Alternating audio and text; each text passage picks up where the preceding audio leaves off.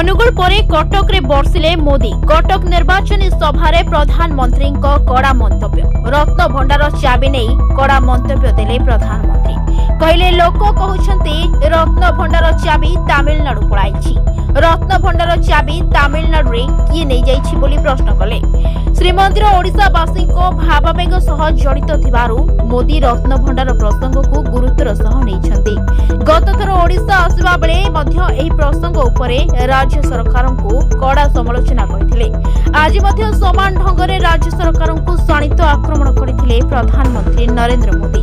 मोदी कहिसंती ओडिशावासी को भावावेग सह खेलुथिबा लोकन को क्षमा मिलिबो नाही। एभଳି अवस्था जांच कमिटी रिपोर्ट को चापी दिया जाइछि।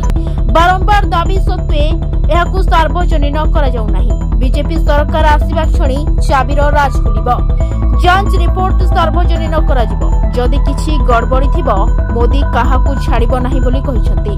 सेहिपरि कटक को चारिपटु नदी घेरी रहिछि किंतु एठी पीबा पानी समस्या रहिछि कारण एठिका सरकार प्रकल्प को अटकाई रखिछंती। बीजेडी गरीबों को नुआ पक्का घर देबारे अंतराय साजिछि। गरीबों को हैरान केवल शत्रु ही करिपारे बोली मोदी कहिसंती।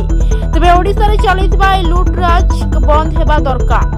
आपण मानक भोट ही ए लूटराज को बंद करिवो। आपणक भोट ही ओडिसार भाग्य बदलाई पारिबो बोली कहिसंती प्रधानमंत्री Narendra Modi. Bureau report Dinalipi live.